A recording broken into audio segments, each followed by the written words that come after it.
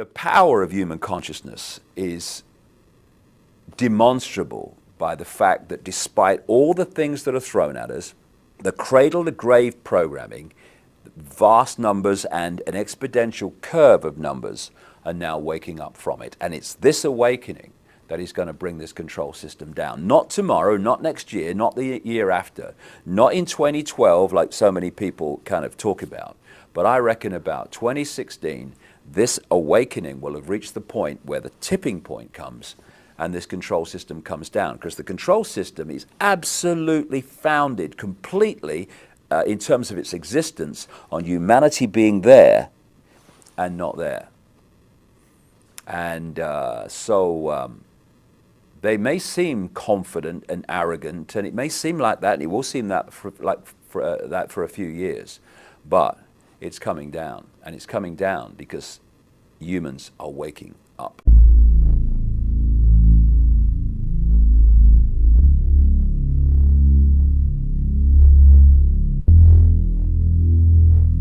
I'm David Icke from England. I went through an extraordinary series of what you might call paranormal experiences, not that they were, 20 years ago in 1990 and 89, and basically the veil lifted and I saw the world in a completely different way, and I started on a journey of research which has led me over 20 years to a very obvious conclusion that this world is controlled by very, very few people behind the people we think are in power, and they have a very, very malevolent agenda for humanity as a whole, who to them are nothing more than cattle. It doesn't take many brain cells on active duty to realize that we are at a fork in the road. We can no longer stand there staring at the map thinking, which way do I go? Because we're facing, in the next few years, enormous challenges which we can cope with and will come through, and this control system's coming down, but it ain't coming down tomorrow. When I started talking about this information 20 years ago, you could hardly get anyone to look at it, and in terms of public events I couldn't fill a phone booth. But over the last 20 years there's been demonstrably, blatantly, obviously a fantastic awakening, and it's getting faster and faster all the time. I first of all noticed a big change after 9/11. Although the vast majority of people bought the official line, there was something about it that started to get others to think and come off the fence. And when the weapons of mass destruction were not found in Iraq, it was almost like a confirmation. You know, people talk about, well, you must never believe what the government says, you must never believe what the media says, but so many people just go ahead and do that. And the lack of weapons of mass destruction in Iraq were like somebody reminding you, see, look, governments lie. And after 2003 and all that, this awakening, this questioning of the world, this questioning of authority got more and more blatant. And as the police state and the Orwellian state is breaking the surface ever more obviously, it's getting more and more people to see the world in a way that they wouldn't have done before. And it's getting faster and faster, and it's a great time to be doing what we're doing, putting this information out, and it's very, very encouraging. The whole conspiracy is founded on keeping humanity in a very, very low level of perception about self, perception about the world. This is why we have the dumbing down of education. This is why we have the controlled so-called information that comes through the media. The idea is to keep people in ignorance of anything that would be a problem to the control system. So we're kept in ignorance about the nature of reality itself, the nature of life itself, who we are, where we are, what we're doing here. We're kept in ignorance of the true forces that are manipulating behind the people we see in the public arena, like we had 8 years of Bush, who was blatantly just a figurehead signing his name on the legislation, and he's been replaced by Obama, who is another blatant figurehead doing the same, controlled by the same force, ultimately, that controlled Bush. Now, all these connections have to be kept from people so that we behave and perceive the world and everything in the way that suits the control system. So any awakening, any opening of the mind to see things that people didn't see before is a real big problem for the conspiracy, for the manipulators. And what we're seeing now, as more and more people are awakening, is almost a panic-stricken attempt to put the lid on this, to dumb people down. And this is one reason why we're seeing the ever greater drugging of American children, not just American children, but in the wider world too, while we're seeing more and more of these chemical cocktails in food that destabilize the body's chemical balance, and more electromagnetic pollution to destabilize the body's electromagnetic balance. All of these things fundamentally affect the way people see the world and their ability to think sharply, to think straight, and to see the peripheral vision which you need to see what's actually going on. They want us here. And what an awakening mind does is start to do this. And when you do that, you start to connect dots that you can't actually see here. What we're looking at now is an irresistible force, I would suggest, which is the gathering awakening of humanity coming face to face with what thinks it's the immovable object, the conspiracy, but isn't, as we'll see, although it's going to take some years before that becomes obvious. And so we're at this fork in the road where people have to choose. Are they going to go on being controlled sheep and robots of the control system, or are they going to wake up and take the road to freedom? That's the fork in the road, and that's the choice that people are facing now and will face ever more blatantly in the next few years. When you look at the bloodline families and the control system that they oversee, it seems that they are all-powerful.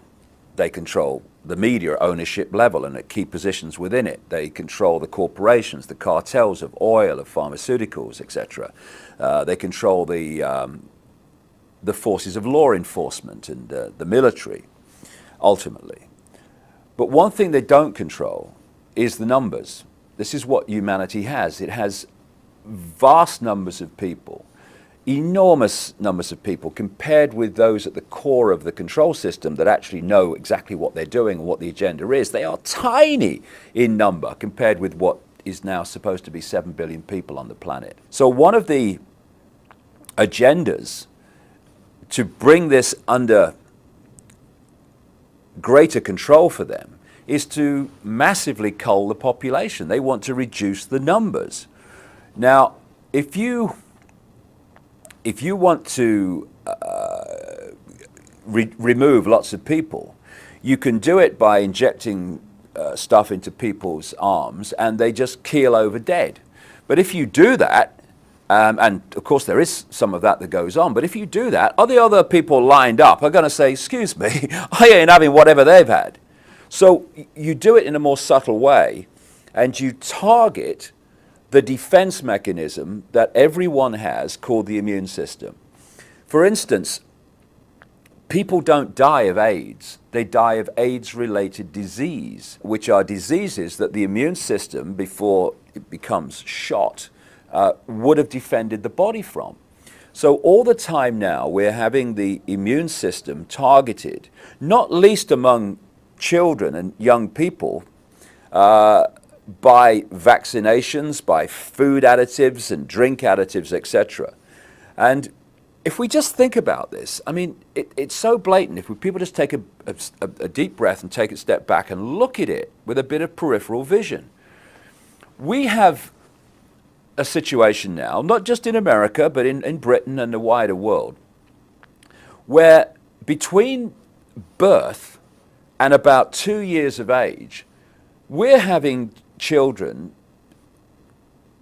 be given 25 and rising different vaccinations and combinations of them, poured in all this, these chemical cocktails that destabilize the body, but more important than that, they have to be dealt with by a still developing immune system. So the immune system's still developing, it's still coming up to optimum efficiency, and suddenly this tidal wave of chemical concoctions is thrown at it and has to deal with it. As it's dealing with one, suddenly another one comes. 25 vaccinations over the first 2 years of life. It is, by any level of common sense, it's ludicrous, and it's meant to be ludicrous because it's targeting the immune systems of young children, which, because it's done at a developing time in the immune system, rewires it, destabilizes it, imbalances it for the rest of their lives. Those kids' immune system will never be as efficient as it would have been otherwise. My son, he's now 16, he's never had a vaccination. He's 6'5", incredibly healthy, never had a childhood disease. And his mates at school had childhood diseases. They had the whole blooming lot. And it has been planned for a very, very long time. You can pick up the confirmation of this in different points through history. To have a situation where you manipulate a mass global vaccination program to target the population at one time. We're seeing this now with the swine flu.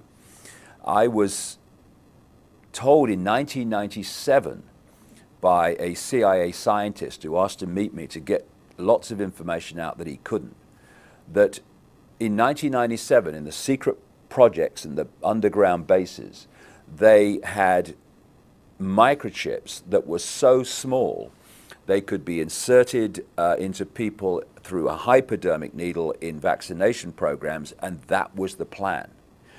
All these years later, of course, we now have a name for this technology. We call it nanotechnology. And he was saying that the plan was to use vaccination programs to insert these microchips. Then you look at other examples of this. For instance, in 1969, there was a doctor called Dr. Richard Day, who was head at the time of Planned Parenthood, which of course is a eugenics organization, which used to have eugenics in its name. And he told doctors in Philadelphia, or Pittsburgh, I think, Pittsburgh, in 1969, a series of things that he said were going to happen in the years to come to transform society and bring in this control system.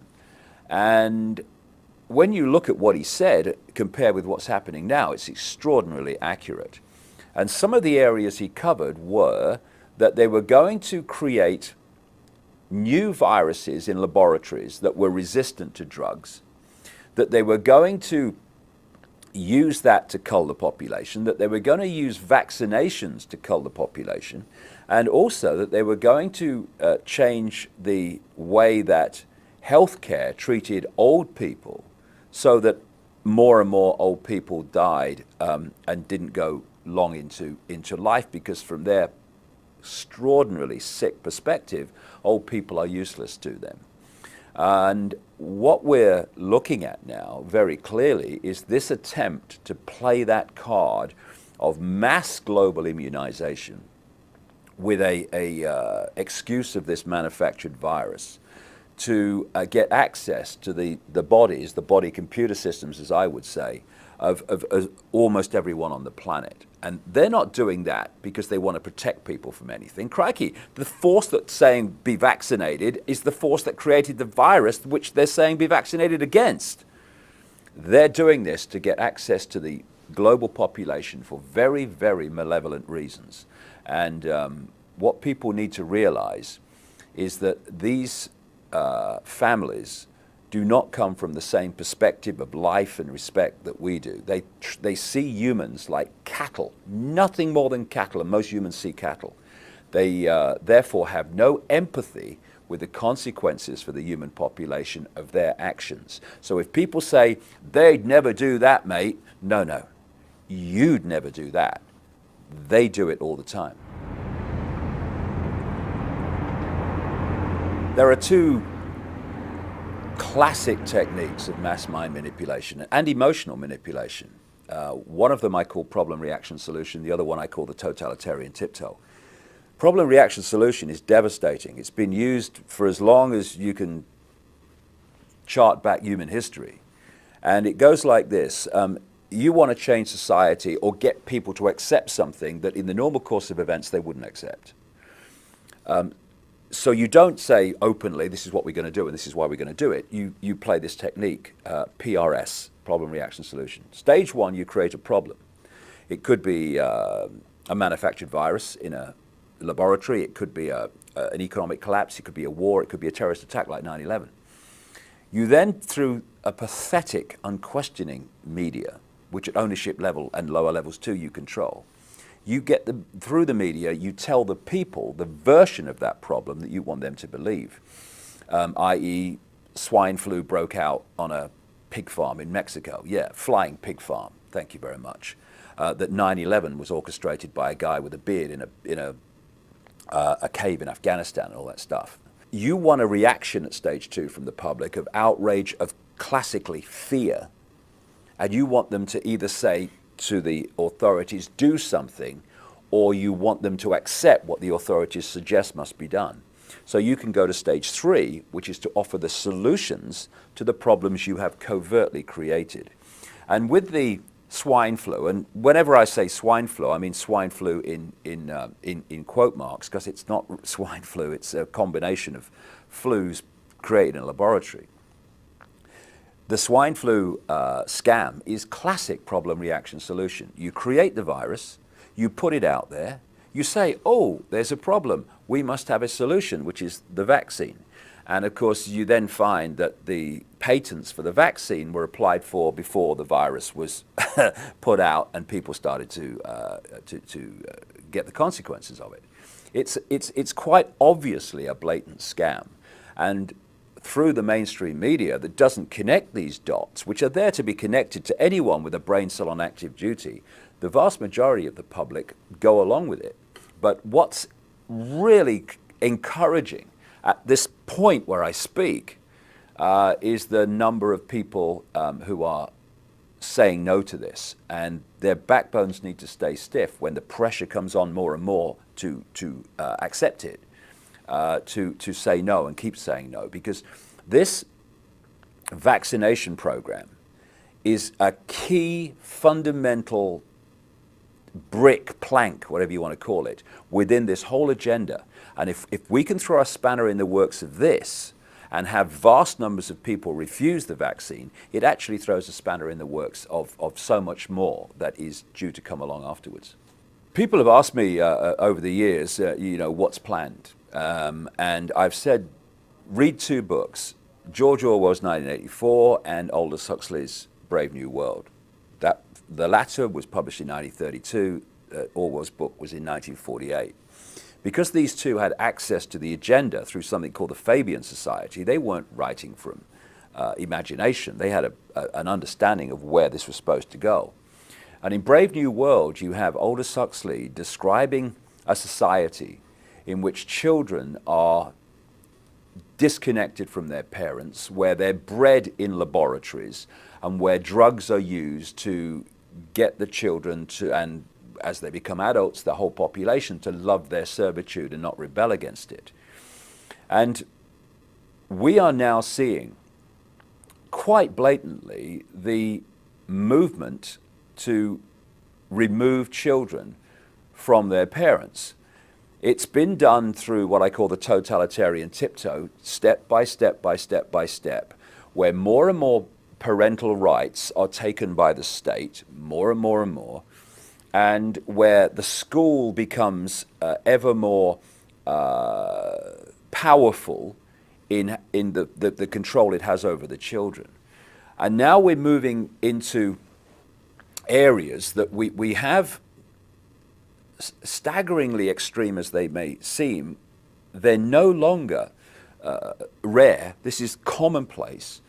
Where in Britain, and I know from the research I've done for the book I'm writing at the moment, it's happening in America and elsewhere, where the authorities are taking children away from their families for the most extraordinary reasons. I'll give you an example, and like I say, this is not rare.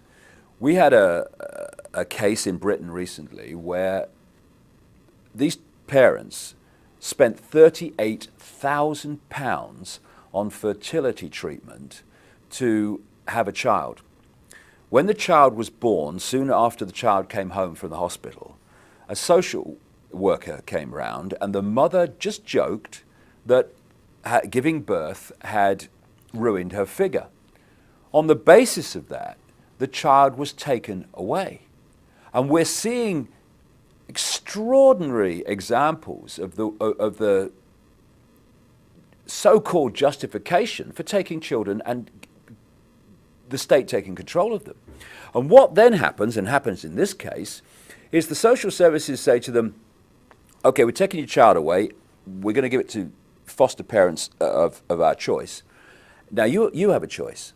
You can either accept this, in which case you might see your children on,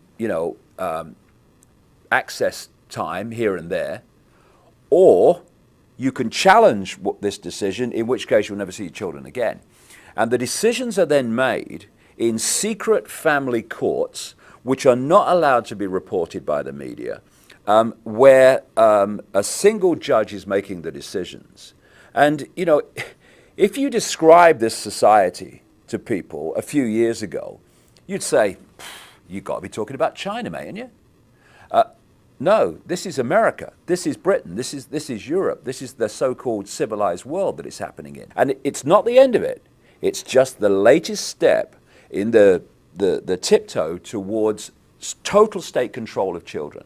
And that's what they want. And we either put a line in the sand now or regret it not too far in the future.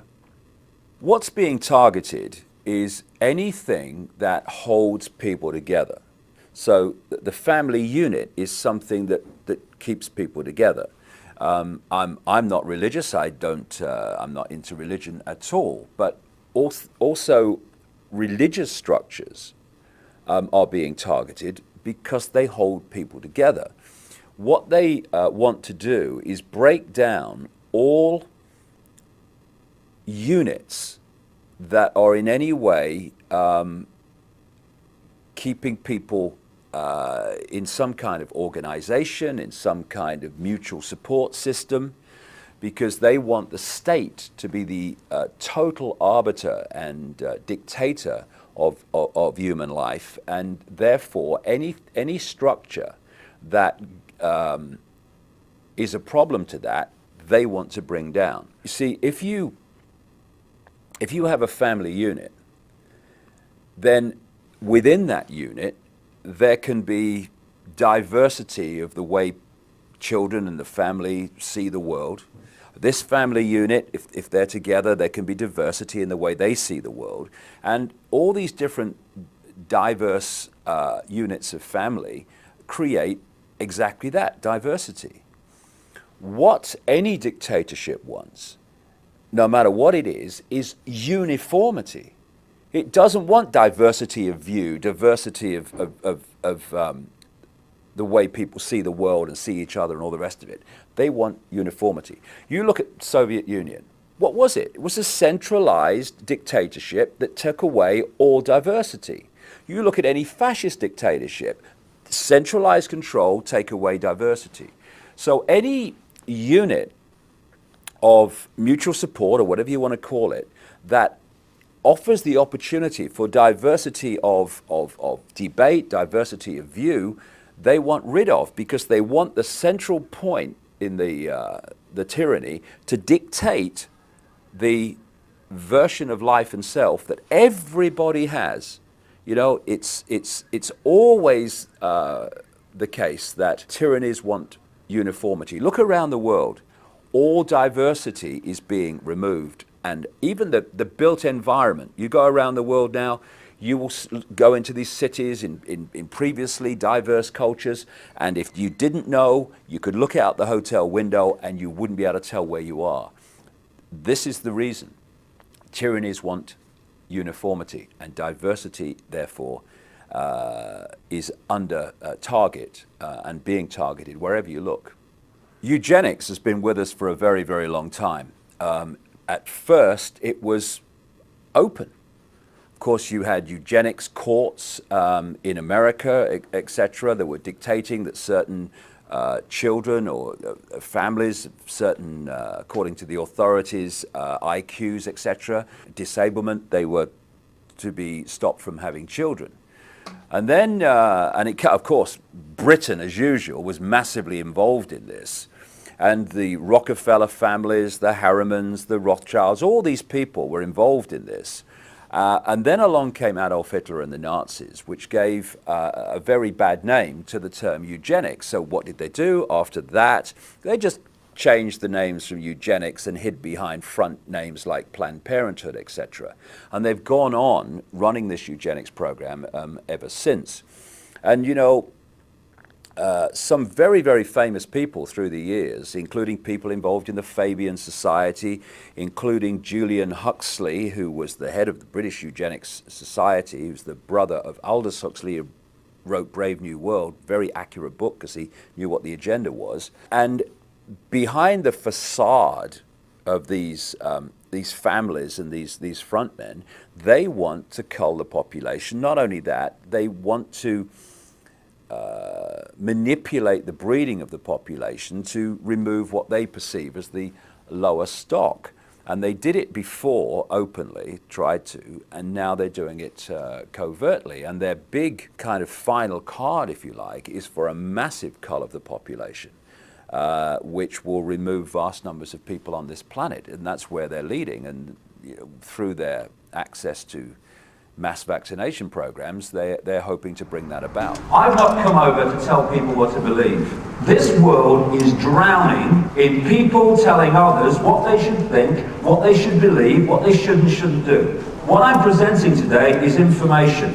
I realized a long time ago that this family bloodline interbreeding control system of these elite families was not just a human thing. It went beyond that into entities that are anything but human.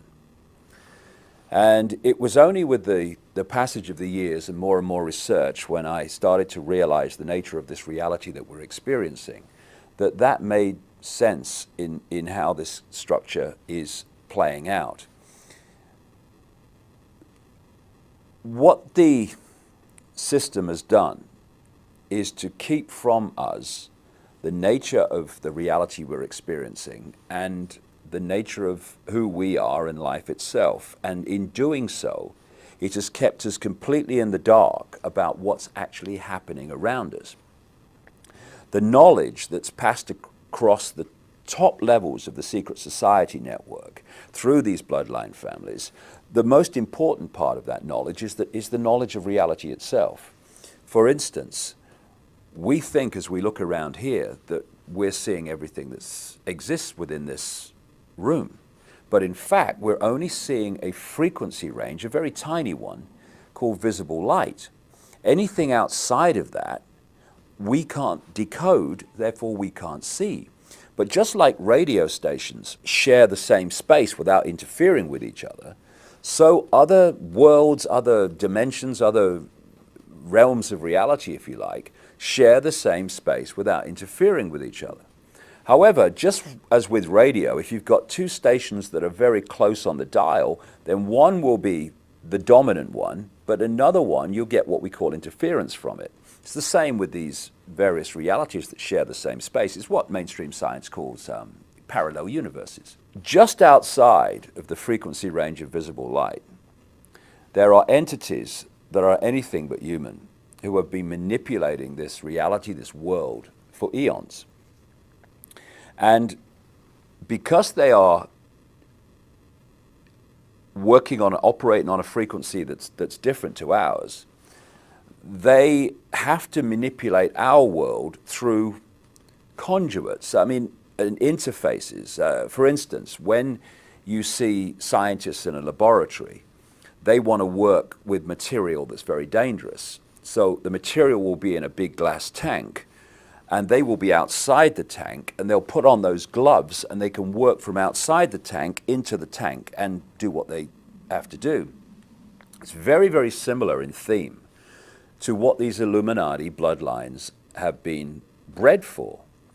They are bred to be the vehicles within visible light, this world that we experience, of these entities. And if you go back and you look at religious beliefs, etc., of the ancients and the accounts of the ancients, these entities, which go under different names, some people call them the serpent race, some people call them demonic. In the Islamic culture, they call them jinns, all different names, but the same entities. The bloodlines are interbreeding incessantly and have been right back to ancient Babylon and Sumer and Egypt, etc., and beyond, because they are holding a certain genetic code which allows the possession, another ancient common theme from as far back as you can track right to today, a genetic code which allows these entities to possess these particular bloodline families within the reality that we experience. And these families are therefore simply vehicles of these demonic entities. You research any of these families, be it the Rothschilds, the Rockefellers, Greenspan, Alan Greenspan, any of these people, you will go eventually into black magic, blood-drinking human sacrifice rituals where they make sacrifices to the gods. And these gods are these entities which feed off human energy and feed off human blood too. So people accept, yes, long ago people used to use human sacrifice to the gods, yes, and all the rest of it. And they think, oh no, we're kind of civilized now. Well, some of us are, but these bloodlines are not, and they're just continuing to do today covertly what they were openly doing in the past. And they are interacting with these entities all the time in their rituals. That's why they do all these rituals. That's why they drink the blood. And ultimately, they are possessed by these entities. And this brings about a simple situation. You've got the entities, let's call them demonic entities for want of a word. They're operating just outside of this visible light reality that we experience. They use the bloodline families as their vehicle to manipulate this reality. They take over their mental, what passes for their emotional processes, their physical processes. And what that means is when these bloodline families go into positions of power, what we're actually doing is seeing these entities go into those positions of power. And so the secret society network is there to manipulate these bloodline families and their agents into the positions that dictate society and the direction it goes and all the rest of it. And because we can only decode their visible light level, we see the human level. We see people under different names called Rockefeller and Rothschild and Bush and Obama and all the rest of it. But if we could see beyond visible light just a little bit, and some people can, you would see overshadowing these people anything but a human entity. And it's these entities that have passed through what we call history, and they have been the cement, the guiding force that has brought this conspiracy through to the present day. Because people have asked me in the past, quite rightly, I understand it, why would someone give their life to this conspiracy, this global takeover, in 1500 or 1650 or 1820, when they knew they were never going to be around to actually see it happen, which is what they're trying to do now, playing the cards they're playing now? The answer to that is they were just vehicles. These entities are the common force passing through history, which has led this conspiracy to where it is today. And the idea is to so tie up the world that they make everywhere in the world dependent on everywhere else in the world, which means that no one has control over their own destiny. It's all in the hands of other people and situations that they have no control over. That's the idea. People talk about the prison planet. The prison planet is the human mind in prison. That's what it is. But if you keep going, if you keep going, because you want to know the origin of this, then you go out of this reality called visible light. You go out of this into other levels of reality. If you go to a stage hypnotist show, what do you see? You see stooges on the stage, and then you see the hypnotist, and he goes along and he uses his techniques to implant a belief in reality into the stooges. He might tell them there's an elephant in the audience. He might tell them that the woman next to the person is naked. And when you start to understand how we create reality and decode reality, you can see how simple this is. The brain is decoding reality like a computer decodes information and puts it on the screen. However, if you program the computer to read the information in a certain way, then it will. And in the same way, if you can program the human brain to read information in a certain way, then it will. Example, in a hypnotist stage show, I've seen people being given a potato and being implanted with the belief that it's an apple. Now, when they eat that, normally they would reel back a raw potato, but they don't, because the electrical signals carrying the taste of that potato go to the brain and normally would be decoded as a potato. Because of the implanted belief it's an apple, it decodes that as an apple, and they actually taste an apple. I've seen people in a hypnotist stage show being told that when a certain code is given, they're going to smell something horrible. And he gives the code, and the line of them go, "Oh my God!" This is how it's possible. Now you take that onto the collective level, and you think that when we're watching television, our brain waves go into the same brainwave state as they do in a hypnotic trance. And what that does is open the mind, open the psyche to programming from, and what do we call those things between the adverts? What do they call them? Programs, television programs. It's television programming.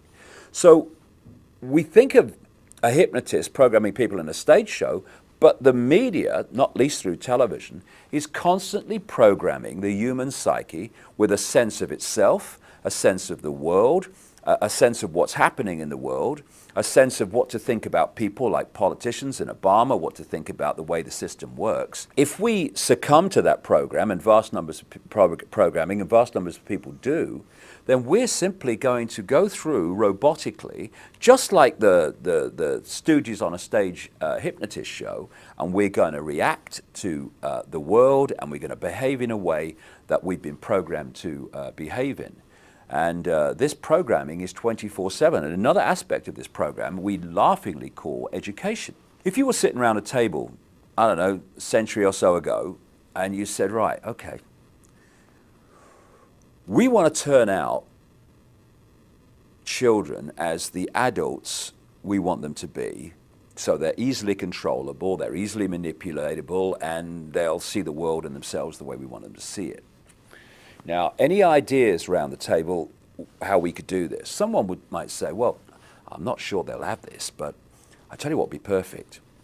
We take the children from their parents at a very, very early age, and throughout their formative years, up through school and college and university, we have control of what goes into their heads, into their minds, like at least 5 days a week, most days of the year.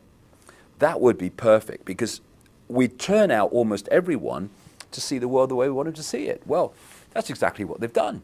And now we're having Obama talking about having American children at school for longer and all the rest of it. And it's all part of the process of giving the children more time under the state's control and influence than the parents, and also having more time to program the young people to see the world and become the adults that they want them to be. There's one area that's very important to understand in how people apparently come out of nowhere to positions of power and influence, like they say or lots of people believe that Obama came out of nowhere. He was prepared for a very long time to do what he's doing now. These people do not do ad lib. They don't do make it up as you go along. It's all projected a long way forward. And it's also extraordinary the number of people, even in the apparently lower positions of power and influence within the church, within entertainment, etc., who turn up as expressions of this bloodline elite. And I've understood this over the years, having met people who've been on the inside. I'll give you one example. I communicated with a guy who lives in America now, living under another name, but he was an unofficial Rothschild. His father was the guy who started the Rothschild wine estates in France. And he told me how the Rothschilds and these bloodline families not only interbreed with many different women to produce the bloodline, but they actually have sperm banks, because the sperm bank holds the genetic code that they operate on. And part of that genetic code is it's had deleted from it any feeling of empathy. Very, very important point. These people do not have the ability to empathize with the consequences for others of their actions. So 3,000 dead on 9/11, well, there's no emotional consequence at all, because that ability to empathize, which is a fail-safe mechanism of human behavior, has been deleted from the genetic structure purposely. But this man, who was an unofficial Rothschild, one of thousands and thousands, this guy was telling me, who were produced by the breeding programs and the artificial breeding programs, was designated a specific role, and that was to have a position within the Christian church, even though they were all practicing Satanists, and undermine it and dictate its direction from within. Because they produce these children and they bring them up under different names, you will not have a situation where every president's a Rockefeller, where every prime minister is a Rothschild. You get the picture. Because they come through different names. They're called Clinton, they're called Bush, they're called Obama, etc. But forget the name, the genetic structure, the bloodline is the same. And this bloodline filters down, not just at from the high positions, but right out into mainstream society. Why do some artists who have a certain amount of talent, some not very much, why do they get picked up by the corporations to become these big influencers of young people and other people through the entertainment and the music industry, and others with incredible talent never get off the ground? It's because they are chosen. The scale and fine detail in which these opinion formers right across society, from entertainment, media, through to politics, etc., are actually brought through from childhood to do those things is absolutely incredible. And when the lid really comes off this, and it's coming off, then people are going to look at the world they've been living in and see just, even if people now think, yes, it's a controlled world, whoa, wait till you see the level of control. And they have their people all over the place in all these different institutions, religions, etc., to push society in the desired direction. When he left the body, everything from the beginning, my birth, my ancestors, my children, my wife, everything comes together simultaneously. I saw everything about me and about everyone who was around me. I saw everything they were thinking now, what they thought then, what was happening before, what was happening now. There is no time, there is no sequence of events, no such thing as limitation of distance, of period, of time, of place. I could be anywhere I wanted to be simultaneously. That is who we are. And that is what they want to keep from us, so that we will serve the control system, because they got no chance when we realize that's who we are. You know, people talk about the human mind as if it's like the arbiter of human awareness and perception. It isn't. This is why it's so important to get across, for people to realize what the nature of this reality is that we're experiencing. This is quite provably, when you look at the science, it's obvious. We live in a virtual reality universe. It's like a three-dimensional holographic version of the internet. If you go on the internet in Australia or South Africa or South America or Los Angeles, you're all accessing the same collective reality through the computer. Well, we, in our prime state, are consciousness, not form, but awareness. And this awareness experiences this tiny frequency range we call this world, just a tiny frequency range called visible light, through a interface called body-mind. If I want to go on the internet, I can't just go on the internet. I have to have a conduit to go on the internet, a computer. And even then, I don't go on the internet. The computer does. I observe the internet through the computer. This is what consciousness, awareness, the real eternal self that these religious teachings talk about, etc., and non-religious teachings too, talk about. This eternal self. Some people call it soul, whatever you want to call it. And if you hold that awareness to that higher level of self, you're in this world, if you like, physically and experiencing it, but your point of observation is outside of this manipulated reality. And through the lens of body-mind, you can see things that the body-mind in this world and of it cannot see.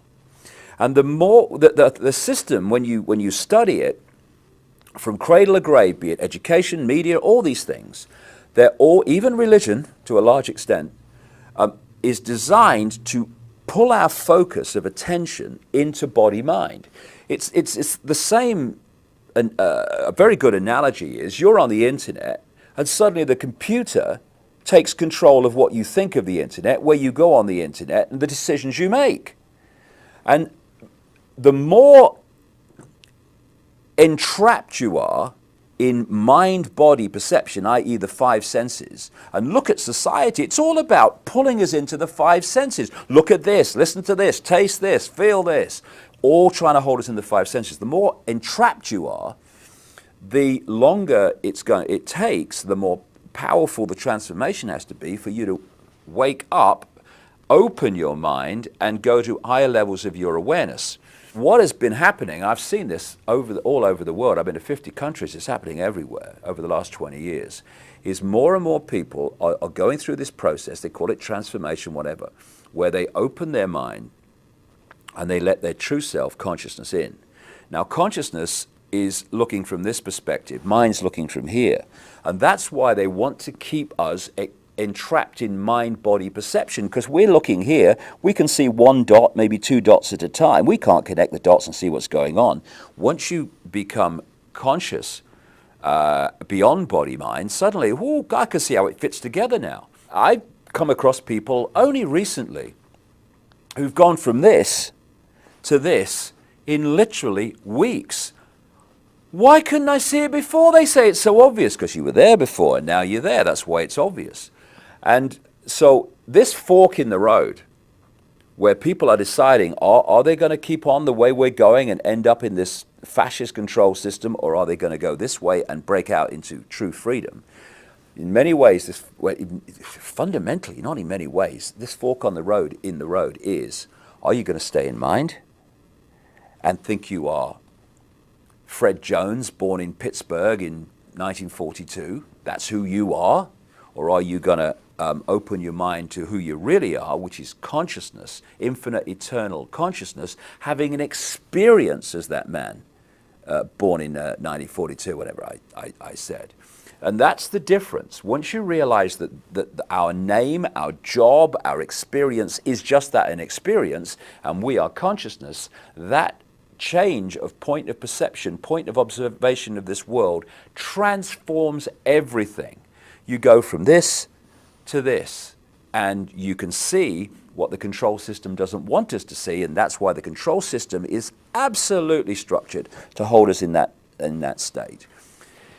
The power of human consciousness is demonstrable by the fact that despite all the things that are thrown at us, the cradle-to-grave programming, vast numbers and an exponential curve of numbers, are now waking up from it. And it's this awakening that is going to bring this control system down. Not tomorrow, not next year, not the year after, not in 2012 like so many people kind of talk about, but I reckon about 2016, this awakening will have reached the point where the tipping point comes and this control system comes down, because the control system is absolutely founded completely in terms of its existence on humanity being there and not there. And they may seem confident and arrogant, and it may seem like that, and it will seem that for a few years, but it's coming down, and it's coming down because humans are waking up. And this appears to be what's going on in the world, but actually it's just a stage show that manipulates human perception so that we accept things happening which increase all the time the control of this system over the mass of humanity.